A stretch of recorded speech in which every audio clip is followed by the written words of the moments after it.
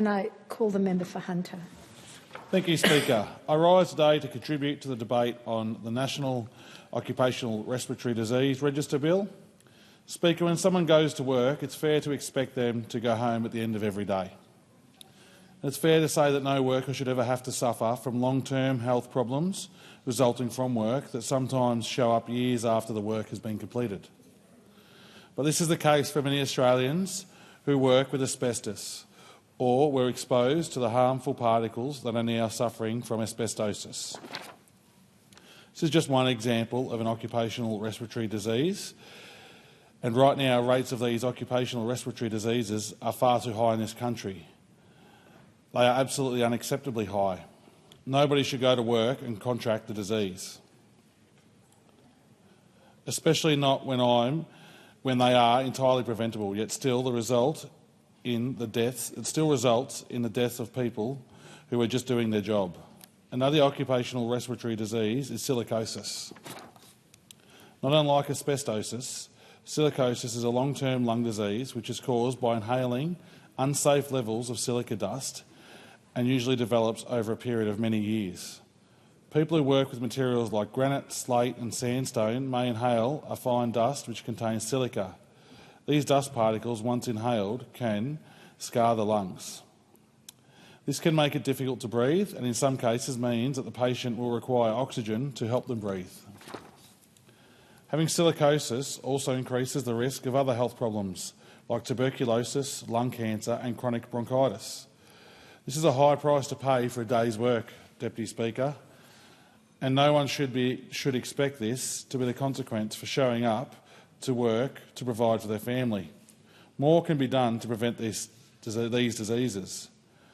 Workers can be spared from suffering the early death which comes from a disease such as silicosis. This is why our government is committed to tackling the occupational respiratory disease and is undertaking a wide range of reforms to ensure Australia is world-class in our prevention and treatment measures and to make sure we are protecting workers from unacceptable health risks. Our work in this area has already started, Speaker. We are talking to health professionals, unions and industry to develop a national silicosis prevention strategy and national action plan. It is in the interests of all these parties to make sure that silicosis is prevented where possible. It will mean that unions and employers are looking out for workers.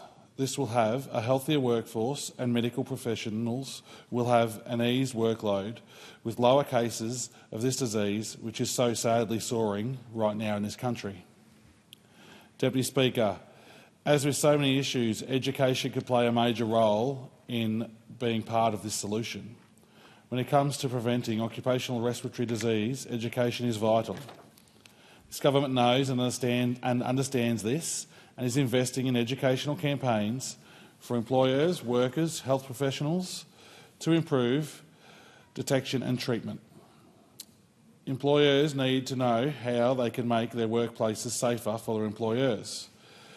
Employees need to know how they can work in a way which is safe, and they need to understand the consequences if they are not making sure they maintain safe work practices that prevent these diseases. And it's also important for all medical professionals to be aware and alert to the existence and threat of occupational respiratory diseases so that these diseases can be detected early and receive the right treatment.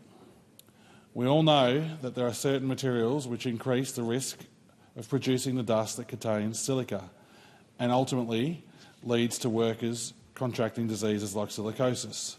One of these materials is engineered stone, which is often imported from overseas.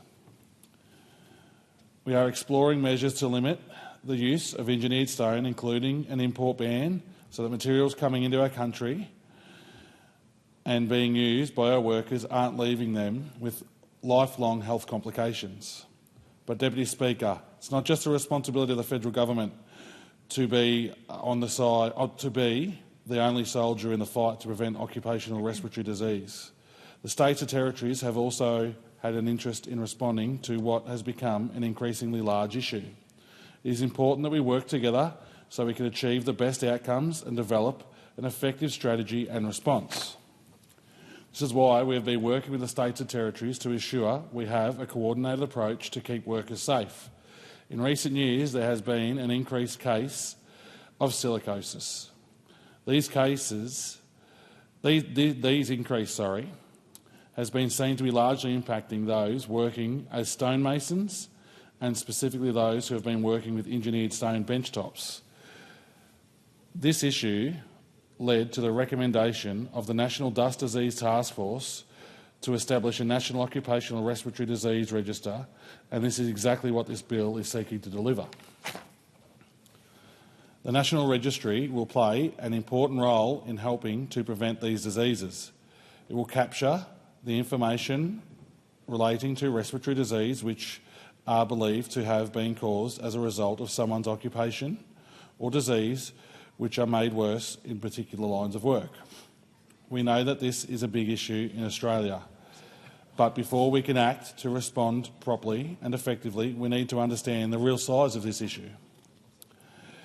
That is why the information that will be collected by the registry is so important.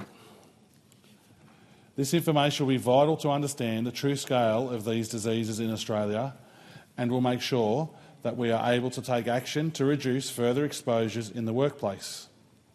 If we can't see the issue at its real size, we can't properly respond. This registry, established by this bill, will help us to see the issues we are facing so that we are able to act, prevent and properly protect workers. Deputy Speaker, this bill also gives attention to the important role that medical professionals play in fighting against these diseases. It will require medical specialists in the fields of respiratory and sleep medicine and occupational and environmental medicine who diagnose certain occupational respiratory disease to notify and the diagnosis, patient and exposure details to the National Registry via an online portal. This just makes sense, Speaker, because it ensures that this registry is accurate and seeing the full picture of those being implicated by this issue. These medical professionals are also able to notify the registry of other occupational respiratory diseases where that individual provides consent.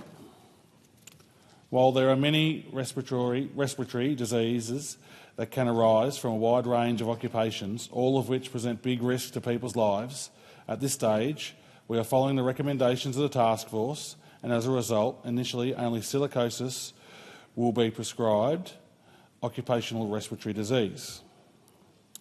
But this is still a huge step forward and one which is necessary to protect workers, which is what the Labor Party does best.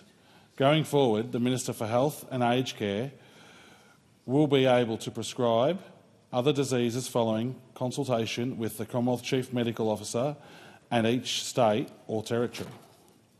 We know that these changes that will require medical professionals to notify the registry of any diagnosis of occupational respiratory disease could create some kind of burden. We want to make sure that this burden is as little as possible by limiting the mandatory element that must be notified to a minimum notification. A minimum notification will include sufficient information to identify an individual with a diagnosed occupational respiratory disease and respiratory disease diagnosed. The detail of the likely exposure that resulted in the disease, including the last and main exposures. While it may be a small burden, it is a necessary one to ensure there are fewer of these cases arising and needing attention of these doctors. There may also be cases where further information can be provided. This additional information can be provided when the individual has provided consent. This information can include relevant medical test results, demographic and lifestyle information such as their smoking history and employment status, and details of each job where the individual believes they had exposure to respiratory disease-causing agents. This is again about understanding the full picture, which will help us to work towards preventing these kinds of diseases from impacting workers in the future and finding ways to better diagnose those suffering with these diseases and giving them the best treatment possible. This information will be available to the physicians which are treating the individual.